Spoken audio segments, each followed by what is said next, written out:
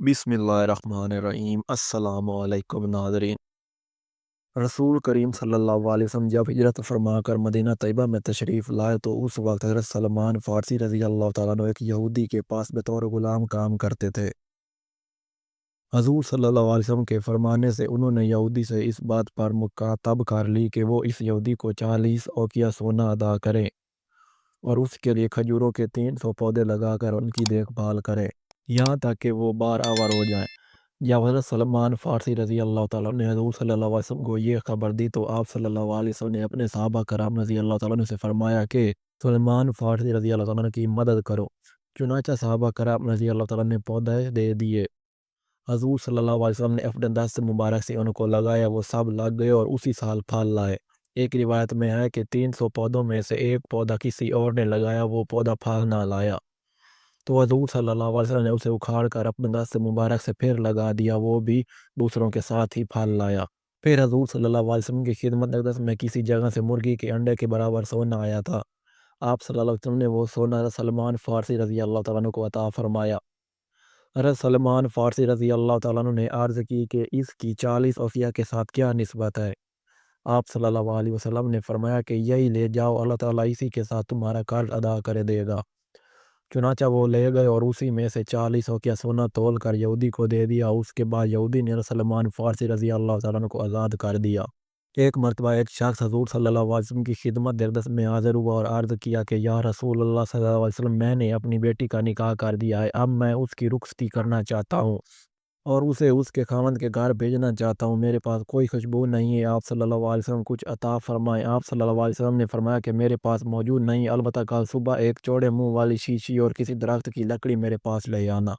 दूसरे रोज़ शख्स शीशी और लकड़ी लेकर खिदमत अक़दस में हाज़िर हुआ। आप सल्लल्लाहु अलैहि वसल्लम ने अपने दोनों बाजुओं से उसमें अपना पसीना मुबारक डालना शुरू किया, यहाँ तक कि वो शीशी भर गई। फिर फरमाया, इसे ले जा, अपनी बेटी से कह देना कि इस लकड़ी को शीशी में तर करके मल लिया करे। बस जब वो आप सल्लल्लाहु अलैहि वसल्लम के पसीना मुबारक को लगाती तो तमाम अहले मदीना को उसकी खुशबू की महक पहुँचती, यहाँ तक कि उनके घर का नाम बैतुल मुतब्बीन, खुशबू वाला का घर हो गया। रसूल करीम सल्लल्लाहु अलैहि वसल्लम की आदत मुबारक थी कि आप सल्लल्लाहु अलैहि वसल्लम बच्चों को चूमते और प्यार करते थे। एक रोज़ आप सल्लल्लाहु अलैहि वसल्लम हज़रत इमाम हसन रज़ी अल्लाह ताला अन्हु को चूम रहे थे कि हज़रत अक़रा बिन हाबिस तमीमी रज़ी अल्लाह ताला अन्हु आप सल्लल्लाहु अलैहि वसल्लम के पास बैठे थे। देखकर कहने लगे कि मेरे 10 लड़के हैं, मैंने उनमें से किसी को नहीं चूमा। आप सल्लल्लाहु अलैहि वसल्लम ने फरमाया, जो रहम नहीं करता उस पर रहम नहीं किया जाता। उसी तरह एक अराबी हज़ूर सल्लल्लाहु अलैहि वसल्लम के पास आया और कहा कि आप सल्लल्लाहु अलैहि वसल्लम बच्चों को चूमते हैं, हम नहीं चूमते। आप सल्लल्लाहु अलैहि वसल्लम ने फरमाया, जब अल्लाह ताला तुम्हारे दिल से रहमत निकाल ले तो मैं क्या कर सकता हूँ। दौरे जाहिलियत में बाज़ अरबों में ये रिवाज था कि अफलाह के डर से अपनी लड़कियों को जिंदा दरगोर कर देते थे। चुनांचे एक शख्स हज़ूर सल्लल्लाहु अलैहि वसल्लम की खिदमत अक़दस में हाज़िर हुआ और कहने लगा कि हम अहले जाहिलियत वो बुत परस्त थे, अपनी औलाद को मार डालते थे। मेरे यहाँ एक लड़की थी, मैंने उसे बुलाया, वो खुशी खुशी मेरे पीछे आई। जब मैं नज़दीक ही अपने अहल के एक कुएं पर पहुंचा तो मैंने उसका हाथ पकड़कर उसे कुएं में गिरा दिया। वो मुझे अब्बा अब्बा कहती थी। ये सुनकर रसूल करीम सल्लल्लाहु अलैहि वसल्लम की चश्मान अतर से आंसू जारी हो गए। आप सल्लल्लाहु अलैहि वसल्लम ने फरमाया कि ये वाक़या मुझे फिर सुनाओ। उस शख्स ने 2 बार सुनाया तो आप सल्लल्लाहु अलैहि वसल्लम इस कदर रोए कि मुबारक आंसुओं से दाढ़ी मुबारक तर हो गई। हज़रत अबू मसूद अंसारी रज़ी अल्लाह ताला अन्हु बयान करते हैं कि मैं अपने ग़ुलाम को मार रहा था कि मैंने अपने पीछे से ये आवाज़ सुनी, अबू मसूद, जान लो कि तुमको जिस कदर अख्तियार इस ग़ुलाम पर है, उससे ज़्यादा अल्लाह ताला को तुम पर इख्तियार है। मैंने मुड़कर देखा तो रसूल करीम सल्लल्लाहु अलैहि वसल्लम थे। मैंने अर्ज़ किया, या रसूल अल्लाह सल्लल्लाहु अलैहि वसल्लम, मैंने इसको रज़ा इलाही की खातिर आज़ाद कर दिया। आप सल्लल्लाहु अलैहि वसल्लम ने फरमाया, अगर तुम ऐसा ना करते तो जहन्नम की आग तुम्हें जला देती। एक मर्तबा हुज़ूर सल्लल्लाहु अलैहि वसल्लम एक अंसारी के बाग में दाखिल हुए। वहाँ पर आप सल्लल्लाहु अलैहि वसल्लम ने एक ऊँट को देखा। ऊँट ने जब रसूल करीम सल्लल्लाहु अलैहि वसल्लम की तरफ देखा तो वो रो पड़ा और उसकी दोनों आँखों से आंसू बहने लगे। आप सल्लल्लाहु अलैहि वसल्लम उस ऊँट के पास आए और उसके कानों पर दस्त मुबारक फेरा, वो चुप हो गया। आप सल्लल्लाहु अलैहि वसल्लम ने दरियाफ्त फरमाया कि इस ऊँट का मालिक कौन है? एक अंसारी नौजवान ने अर्ज़ किया कि ये ऊँट मेरा है। आप सल्लल्लाहु अलैहि वसल्लम ने फरमाया, क्या तू इस चौपाए के बारे में जिसका अल्लाह ताला ने तुझको मालिक बनाया है, अल्लाह ताला से नहीं डरता? उस ऊँट ने मुझसे शिकायत की है कि तू उसे भूखा रखता है और कसरत से तकलीफ देता है। हज़रत ज़ाहिर रज़ी अल्लाह ताला अन्हु एक بدوی صاحب بھی تھے، اکثر جنگل کے پھل سبزی وغیرہ حضور صلی اللہ علیہ وسلم کی خدمت میں بطور ہدیہ لایا کرتے تھے۔ یا وہ آپ صلی اللہ علیہ وسلم سے رخصت ہوتے تو آپ صلی اللہ علیہ وسلم شہر کی چیزیں کپڑا وغیرہ ان کو دے دیا کرتے تھے۔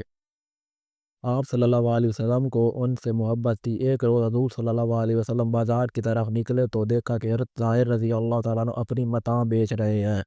آپ صلی اللہ علیہ وسلم نے پیچھے سے جا کر ان کی آنکھوں پر اپنا دست مبارک رکھا اور ان کو قابو کر لیا۔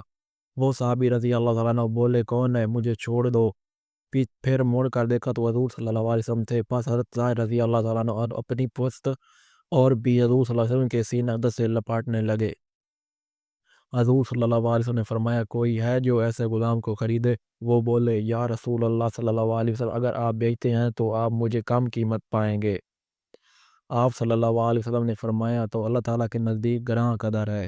حضرت بلال رضی اللہ تعالیٰ بیان کرتے ہیں کہ حضور صلی اللہ علیہ وسلم کے خزانہ کا یہ حال تھا کہ آپ صلی اللہ علیہ وسلم کے پاس کچھ نہ رہتا تھا۔ بعزت مبارک سے وصال مبارک تک یہ کام میری طویل میں تھا۔ جب کوئی ضرورت مند ننگا بھوکا مسلمان آپ صلی اللہ علیہ وسلم کے پاس آتا، آپ صلی اللہ علیہ وسلم مجھے حکم دیتے کہ میں کسی سے قرض لیتا اور چادر خرید کر اسے اوڑھتا تھا اور کھانا کھلاتا۔ ایک روز ایک مشرک مجھے ملا اور کہنے لگا بلال میرے پاس کافی گنجائش ہے، میرے علاوہ کسی اور سے قرض نہ لیا کرو۔ میں نے ایسا ہی کیا۔ ایک روز میں وضو کر کے اذان دینے لگا تو کیا دیکھتا ہوں کہ وہ مشرک تاجروں کی ایک جماعت کے ساتھ چلا آ رہا ہے۔ اس نے مجھے دیکھتے ہی کہا او حبشی، میں نے جواب میں لبیک کہا۔ پھر اس نے بڑی ترشح روئی کے ساتھ میری نسبت سخت الفاظ کہے اور کہنے لگا تمہیں کچھ معلوم ہے وعدے میں کتنے دن باقی ہے؟ میں نے کہا وعدہ کا وقت نزدیک ہے۔ نے کہا کہ صرف 4 دن باقی ہیں۔ اگر اس مدت میں تم نے قرض ادا نہ کیا تو تجھے غلام بنا کر بکریاں چرواؤں گا جیسا کہ تم پہلے چرایا کرتے تھے۔ یہ سن کر مجھے فکر و غم لاحق ہوا۔ رسول کریم صلی اللہ علیہ وسلم نماز عشاء کی ادائیگی کے بعد بیت عطر میں تشریف لے گئے۔ میں وہیں پر حاضر خدمت ہوا اور عرض کیا یا رسول اللہ صلی اللہ علیہ وسلم میرے ماں باپ آپ پر قربان، وہ مشرک جس سے میں قرض لیا کرتا تھا آج اس نے مجھ سے ایسا ایسا کہا ہے۔ آپ صلی اللہ علیہ وسلم کے پاس قرض کی ادائیگی کے لیے کچھ موجود نہیں اور نہ ہی میرے پاس ہے، وہ مجھے تنگ کرے گا۔ اگر آپ صلی اللہ علیہ وسلم مجھے اجازت مرحمت فرمائیں تو میں بھاگ کر مسلمانوں کے کسی قبیلہ میں چلا جاؤں۔ یا قرض کی ادائیگی کے لیے اللہ تعالیٰ کچھ سامان دے گا تو واپس آ جاؤں گا۔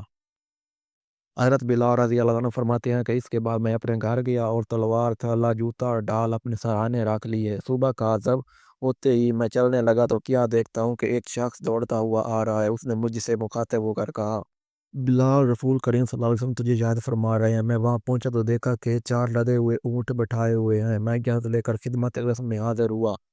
آپ صلی اللہ علیہ وسلم نے فرمایا مبارک ہو، اللہ تعالیٰ نے قرض کی ادائیگی کا سامان کر دیا۔